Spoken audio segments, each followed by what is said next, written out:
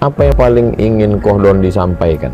Gini, saya ingin membuktikan kepada mereka, dan alhamdulillah saya sudah mempunyai dokumen-dokumennya, literasi semua sudah saya dapat, bahwa agama Kristen itu adalah agama yang meneruskan orang-orang yang sebelumnya menyembah yang triad. Jadi saya ingin mengatakan bahwa penerus agama pagan gitu. Pagan itu kan artinya begini, paganisme itu kan artinya kepercayaan bahwa di setiap elemen bumi ini itu ada penguasanya. Laut ada penguasanya, langit ada penguasanya, gunung ada penguasanya, bumi ada penguasanya. Seperti itu. Itu yang diteruskan oleh Kristen zaman sekarang. Gitu. Ya, jadi dengan dengan bukti-bukti dari kalangan mereka sendiri, Iya. terbukti bahwa mereka sebenarnya adalah penerus agama pagan. Orang-orang sebelumnya. Itu yang mungkin yang disebutkan dalam Quran surat At-Taubah, Ustaz. Ketika kaum Yahudi menyebut Uzair putra Allah, kaum Nasrani menyebut Isa putra Allah.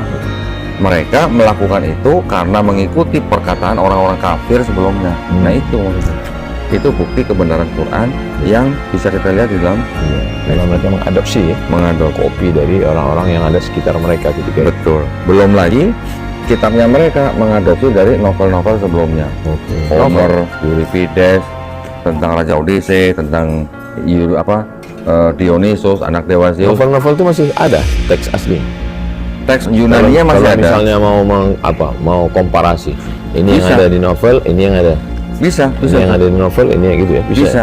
Jadi saya ada bukunya, ya, yang dari karangan Homer. Itu bisa dibandingkan cerita Odyssey begini, cerita Yesus begini di dalam Markus, diambil oleh penulis Markus. Bukan Markus yang ngambil. Penulis Markus itu bukan yang bernama Markus. Bukan Markus. Bukan. Penulis Markus bukan Markus. Bukan. Berarti Penulis fiktif. Nama penulisnya anonim. Penulisnya adalah anonim. Yeah. Contoh ketika Yesus kakinya diurapi dengan minyak oleh seorang wanita. Itu diambil dari ceritanya Odyssey yang juga kakinya diurapi dengan minyak oleh seorang wanita. Makna diurapi itu apa? Dibaluri kan? Dibaluri. Pakai minyak.